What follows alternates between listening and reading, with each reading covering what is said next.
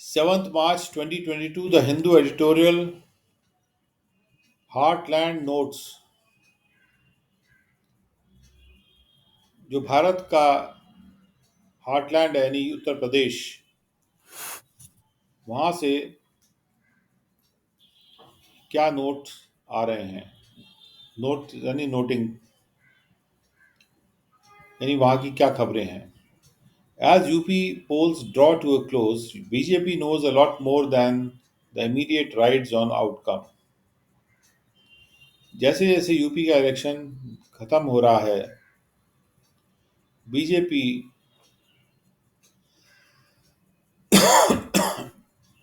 बहुत कुछ ज़्यादा जानती है रिजल्ट के बारे में, जो इमीडिएटली पता चल रहा है उससे। Lead actors in Uttar Pradesh were repositioning themselves in the last lap of the assembly elections that are concluding with the seventh and the last phase on March 7. Uttar Pradesh में जो मुख्य एक्टर हैं वो अपने आप को फिर से पोजीशन कर रहे हैं असेंबली इलेक्शंस के आखिरी लैप में, जो कि ख़त्म हो रहे हैं सातवें और आखिरी फेज के साथ मार्च 7 को। तो जो मुख्य एक्टर हैं अपने आप को रीपोजिशन कर रहे हैं, यानी आखिरी असेंबली इलेक्शन के लैब के लिए वो अपने आप को तैयार कर रहे हैं। The voter participation across the first five phases was close to 2017 level despite pandemic related restrictions on campaigning. इसके बावजूद कि महामारी से रिलेटेड रुकावटें थी मुहिम चलाने पे, इलेक्शन कैंपेन चलाने पे,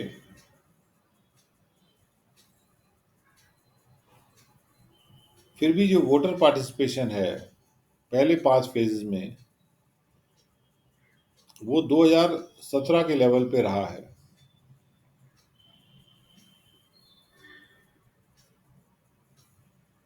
यानी वोटर का जो पार्टिसिपेशन है वो अच्छा रहा है, भले ही महामारी की वजह से रुकावटें लगी हुई थी। In the last week, the war in Ukraine also entered campaign conversations. आखिरी हफ्ते में तो या पिछले हफ्ते में यूक्रेन में जो वॉर है, युद्ध है, वो भी कैंपेन की बातचीत में प्रवेश कर गया था। Prime Minister Narendra Modi tried to reach out to people from the state directly affected by the war.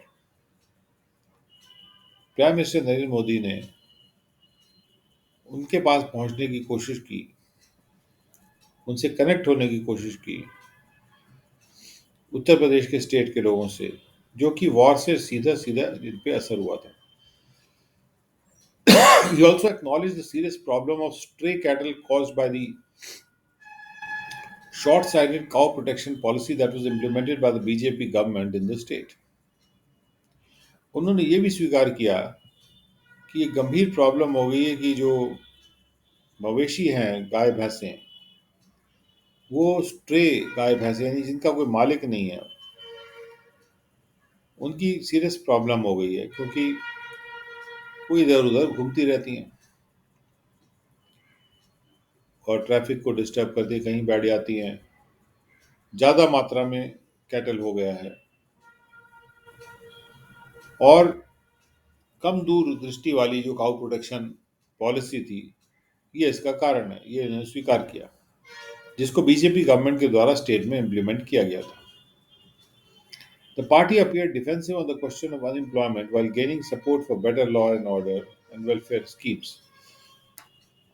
ऐसा प्रतीत हो रहा था कि पार्टी जो है डिफेंसिव हो रही है अनएम्प्लॉयमेंट के सवाल पे, बेरोजगारी के सवाल पे, जबकि वो सपोर्ट प्राप्त कर रही है क्योंकि उन्होंने बेटर लॉ एंड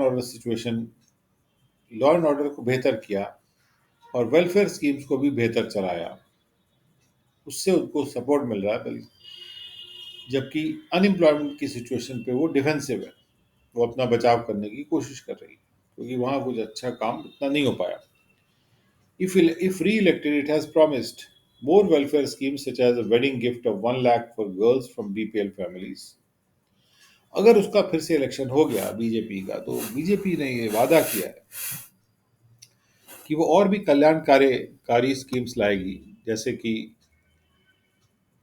जो लड़कियां पावर्टी लाइन के नीचे के फैमिली से हैं, उनको शादी के वक्त 1 लाख का रुपए का वेडिंग गिफ्ट सरकार देगी।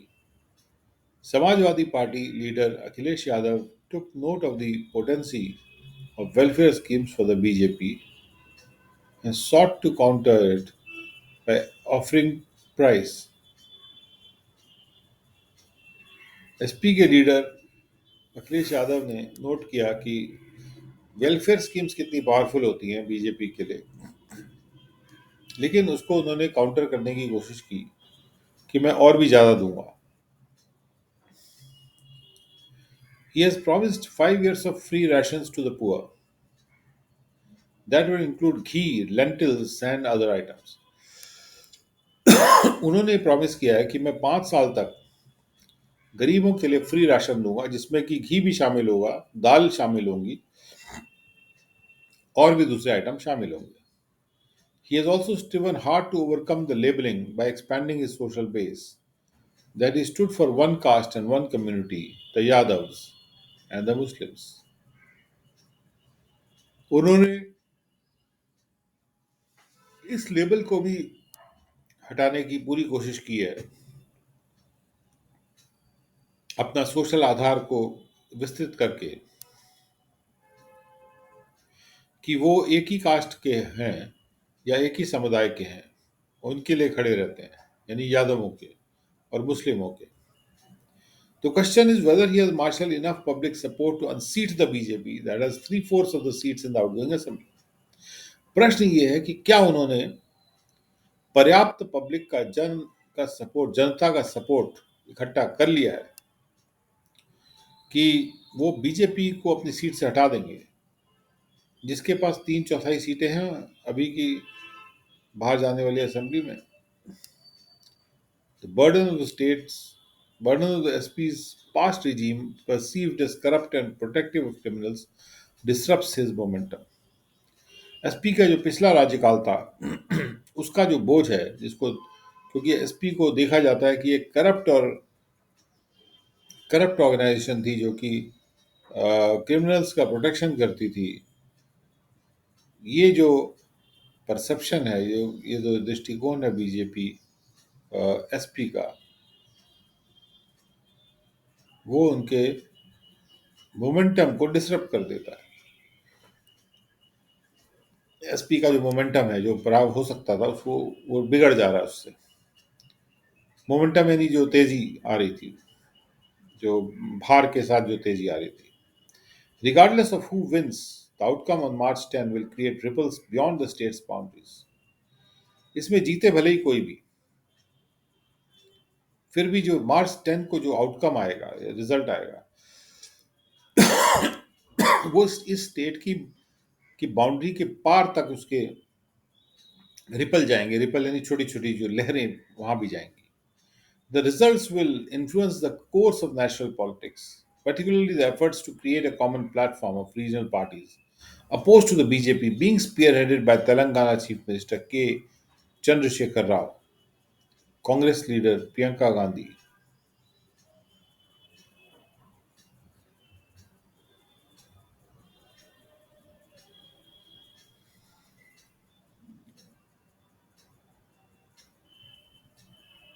जो रिजल्ट्स आएंगे वो राष्ट्रीय पॉलिटिक्स को, राष्ट्रीय राजनीति के रास्ते पे को पर प्रभाव डालेंगे। खासतौर पे इन कोशिशों पर प्रभाव डालेंगे कि कॉमन प्लेटफॉर्म बनाने की जो कोशिश हो रही है, जो क्षेत्रीय पार्टियों का कॉमन प्लेटफॉर्म होगा, जो कि बीजेपी के विपरीत जाएगा, और जिसको आगे बढ़ा रहे हैं तेलंगाना के चीफ मिनिस्टर के चंद्रशेखर राव।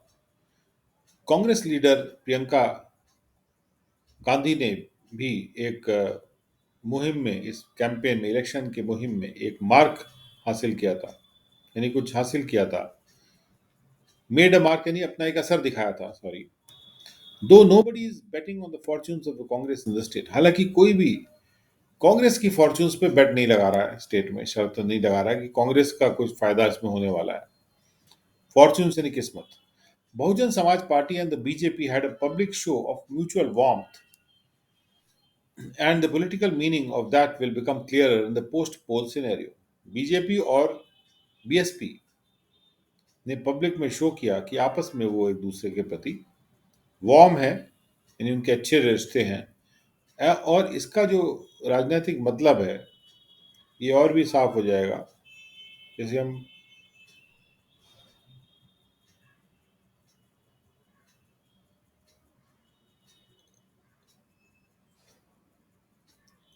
और भी क्लियर हो जाएगा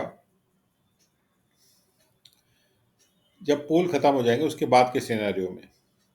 All these moves will largely depend on whether or not the fundamentals of the BJP politics in its biggest stronghold will be challenged. और ये सारे मूव्स जो हैं इस पे डिपेंड करेंगे लार्जली कि यदि जो बीजेपी पॉलिटिक्स के जो मूलभूत सिद्धांत हैं अपने सबसे बड़े स्ट्रांग होल्ड में, क्या वो सिद्धांत को चुनौती मिलेगी कि नहीं मिलेगी। The BJP has not faced a setback in UP since 2014। 2014 से बीजेपी ने अभी तक यूपी में कोई सेटबैक नहीं फेस किया, यानी उनको कोई झटका नहीं लगा, कोई धक्का नहीं लगा पीछे की तरफ। And one fifth of it sitting Lok Sabha members are elected from this one state. और बीजेपी के जो सिटिंग लोकसभा मेंबर्स है उसमें से 1/5 जो है वो इसी स्टेट से इलेक्टेड है। If the SP social justice politics upsets BJP Hindutva parade, it will mark a return of the politics of the 1990s in the heartland। यदि एसपी का सामाजिक न्याय की जो पॉलिटिक्स है वो बीजेपी के हिंदुत्व परेड को अपसेट कर देती है, तो 1990s की जो पॉलिटिक्स थी हार्टलैंड में उसका वापसी चिन्हित हो जाएगी। This sheer possibility, however indistinct it might be, makes UP a very consequential crucible of Indian politics। ये जो संभावना है, ये संभावना ही महज, इसकी जो महज संभावना ही जो है, बहरहाल कितनी भी ये क्लियर ना भी हो तो भी इसकी संभावना ही यूपी को एक बहुत ही कॉन्सिक्वेंस वाला, एक असर वाला क्रूसिबल, क्रूसिबल जिसमें कि एक जो पत्थर का जो एक बर्तन होता है जिसमें कि आप कई चीज़ों को मिलाते हैं आपस में, मसालों को, भारतीय पॉलिटिक्स का क्रूसिबल हो जाएगा, जहाँ पे बहुत ही कॉन्सिक्वेंशियल क्रूसिबल हो जाएगा, यानी बहुत असरदार भारतीय पॉलिटिक्स का एक क्रूसिबल हो जाएगा, जहाँ पे कई चीज़ मिल के एक रिजल्ट, एक नई चीज़ बनेगी, बन सकती होगी, या एक चेंज आ सकता है पॉलिटिक्स में, ये कहने का मतलब है भारतीय पॉलिटिक्स में ऐसा करने से।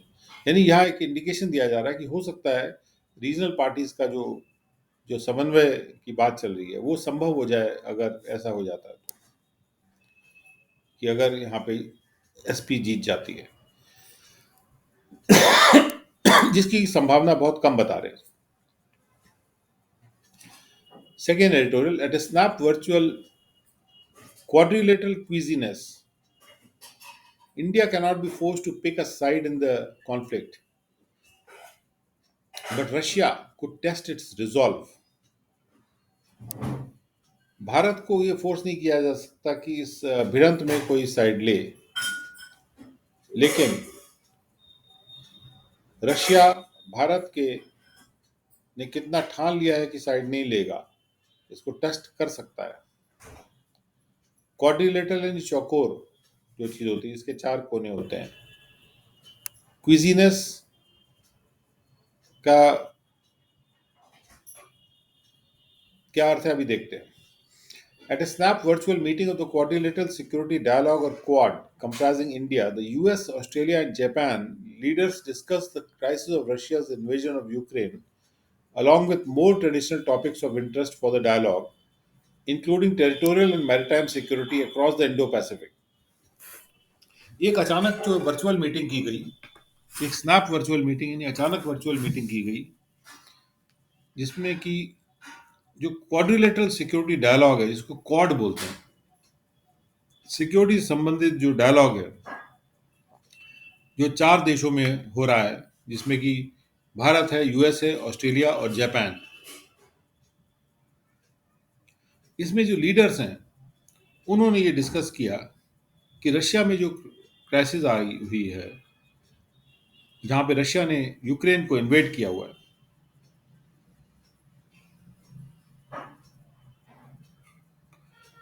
तो और साथ-साथ और भी ट्रेडिशनल परंपरागत टॉपिक्स उन्होंने डिस्कस किए।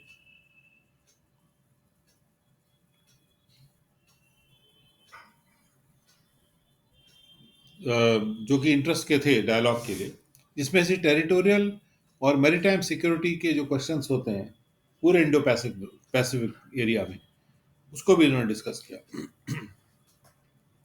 इन the joint statement issued after the summit, the four nations reaffirmed their commitment. एक जॉइंट स्टेटमेंट में, जो कि समिट के बाद इशू किया गया, समिट यानी इस मीटिंग के बाद इशू किया गया, उच्च कोटि की जो मीटिंग होती है, उच्च स्तर की, उसको समिट बोलते हैं, उसमें चारों नेशंस ने फिर से दृढ़तापूर्वक अपनी बात को रखा कि वो कमिटेड हैं फ्री और ओपन इंडो पैसिफिक के लिए,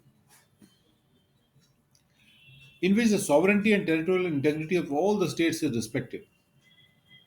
जिस इंडो पैसिफिक में सभी स्टेट्स की जो प्रभुता और टेरिटोरियल अखंडता, उसको कह सकते हैं, वो रिस्पेक्ट की जाएगी, उसको इज्जत दिया जाएगा, और and countries are free from military, economic and political coercion.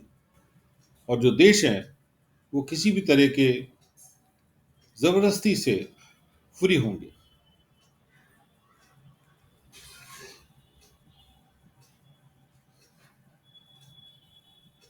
The latest Quad meeting was in part likely motivated by the concern of the US, Australia, and Japan that India is not explicitly condemning Russian President Vladimir Putin's decision to launch a ground offensive across the Russia Ukraine border and to bomb Ukrainian infrastructure, might not be on the same page as the other Quad members vis a vis this conflict. ये बिल्कुल हालिया जो quad meeting हुई है, एक part में इसका जो मोटिवेशन था, ये चांस इसका एक पॉसिबिलिटी है कि लाइकली ये इसलिए मोटिवेट हुई थी क्योंकि यूएस, ऑस्ट्रेलिया और जापान का ये चिंता थी कि Bharat,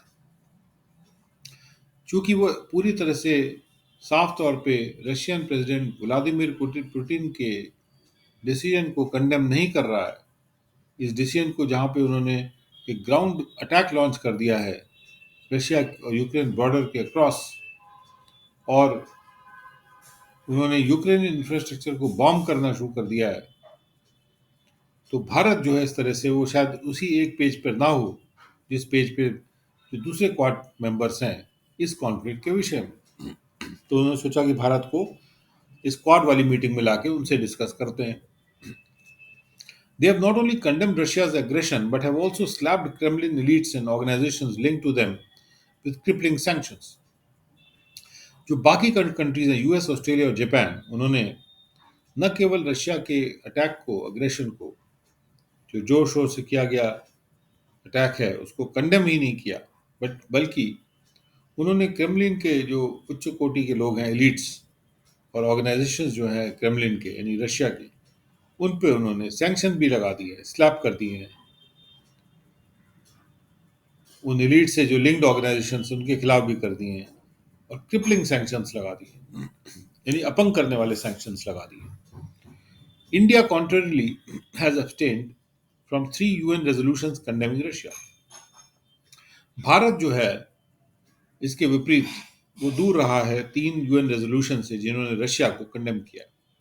There is also a considerable difference on the Russian-Ukraine issue in terms of the individual readouts of the Quad members. अभी काफी इस मामले में भी फर्क है रशियन यूक्रेन इशू पे, इन देशों में इस मामले में भी फर्क है, क्योंकि जिस तरह से प्रत्येक देश ने अपना रीड आउट बनाया है क्वाड मेंबर्स ने, उसमें भी फर्क है। मतलब जो उन्होंने अपना डॉक्यूमेंट बनाया है जिसको रीड किया जा सकता है. While the US, Australia, and Japan directly called out Russia's attempt to unilaterally force changes to the status quo in Ukraine and vowed not to let such action occur anywhere in the Indo Pacific, India's readout only referenced Ukraine in passing in the context of establishing a new humanitarian assistance and disaster relief mechanism for this cause.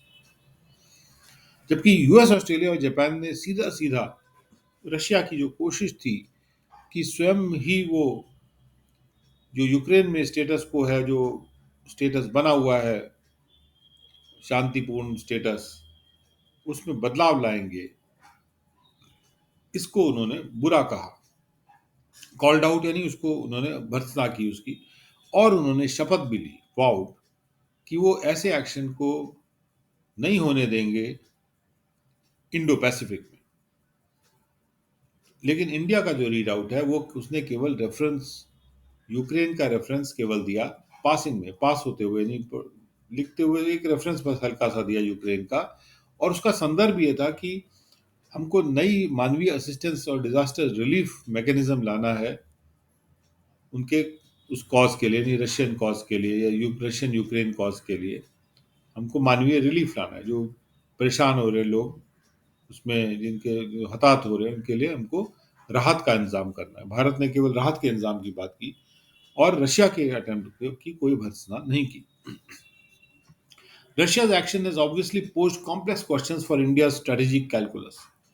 Russia ने जो action लिया है, ये बात obvious है कि उसने बड़े जटिल प्रश्न पोज कर दिए, खड़े कर दिए भारत के रणनीतिक के कैलकुलस में.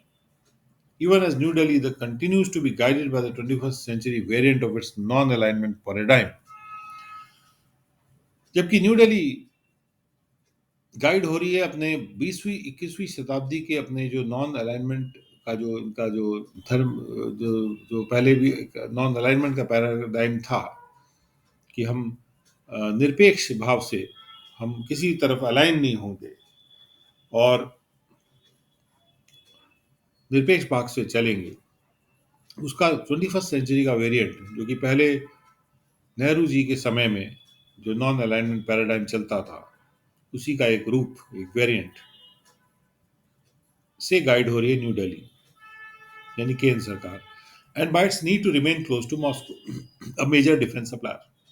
और एक और जरूरत भी है कि भारत को मॉस्को के नजदीक रहना है, क्योंकि मॉस्को उसका एक बहुत बड़ा डिफेंस का सप्लायर है. South Bloc is already well versed at playing hardball with mandarins at the US State Department over getting a CARTSA waiver for India's purchase of 5.43 billion worth of the Russian Triumph missile defense system.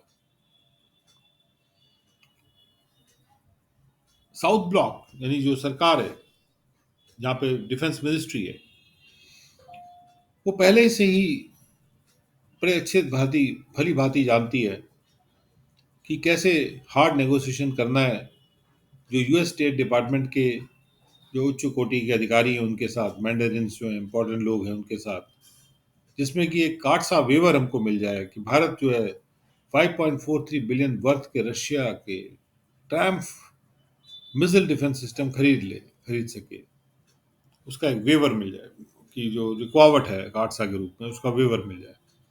While the discussions on the Ukraine crisis will continue at the Quad, जबकि Ukraine crisis पे जो चर्चा है ये चलती रहेगी quad meeting के दौरान जो हो रही है, एंड अक्रॉस अदर प्लूरिलेटरल प्लेटफॉर्म्स, और दूसरे प्लेटफॉर्म्स पे भी चलती रहेगी जो अलग अलग टाइप के प्लेटफॉर्म्स हैं, इसमें कई देश मिलके प्लेटफॉर्म बना रहे हैं, where India and the US work together for the greater good of the rules based international order. जिन प्लेटफॉर्म्स पर इंडिया और यूएस साथ में काम कर रहे हैं, रूल्स पे आधारित अंतर्राष्ट्रीय ऑर्डर के अच्छे के लिए. The idea that NATO countries or even Russia can force sovereign nations with a proud history of non alignment to pick a side in a complex geopolitical conflict is quite past and eminently unviable in India's interdependent global arena. यानी कि जबकि ये discussion चल रहे हैं quad में और कई प्लेटफॉर्म्स पे भी चल रहे हैं जहाँ पर कई देश मिल के काम करते हैं। उसमें यूएस और इंडिया भी काम कर रहे हैं कि हमको एक रूल्स बेस्ड इंटरनेशनल ऑर्डर बनाना है। लेकिन ये आइडिया कि नाटो कंट्रीज या रशिया भी किसी भी सॉवरेन नेशन को फोर्स कर सकते हैं, जिनकी एक प्राउड हिस्ट्री रही है नॉन अलाइनमेंट की, कि वो एक साइड ले लेंगे एक कॉम्प्लेक्स जियोपॉलिटिकल कॉन्फ्लिक्ट में, ये आइडिया काफ़ी उतना स्ट्रांग नहीं है, क्वाइट पास है। और हर तरह से ये वायबल भी नहीं है, ये हो ही नहीं सकता आजकल के इंटरडिपेंडेंट ग्लोबल एरिना में। हम लोग कितने इंटरडिपेंडेंट होते हैं एक दूसरे पे, तो हम साइड कैसे ले लेंगे? The Quad for example cannot afford to eliminate India. उदाहरण के रूप में क्वाड यानी जो चार देश हैं, चार देशों का जो ग्रुप है, ये इंडिया को अपने से अलग नहीं कर सकता, एलिनेट नहीं कर सकता, अपने इंडिया को एक अलग तरह से ट्रीट नहीं कर सकता है, जो कि क्रिटिकल पार्टनर है in the global strategic plan, एक इम्पॉर्टेंट पार्टनर है इस वैश्विक रणनीतिक प्लान में। To balance the rise of China as a potential Asian hegemon, जो प्लान है जिसमें कि चाइना की राइज को हम बैलेंस करना चाह रहे हैं एक पोटेंशियल एशियन हेगेमॉन के रूप में, हेगेमॉन यानी पावरफुल नेशन के रूप में। Yet India may find its resolve and patience with Russia tested should Russian occupying forces begin committing war crimes and human rights violations in contravention of the Geneva Convention, the Universal Declaration of Human Rights, and other applicable global treaties. फिर भी इसके बावजूद हो सकता है भारत जो है अपने इस डिसीजन को जो ठान लिया है भारत ने, और भारत का जो धैर्य है, ये भारत पाए कि उसको टेस्ट किया जा रहा है रशिया के साथ, जो उनका पेशेंस है उसको टेस्ट किया जा रहा है।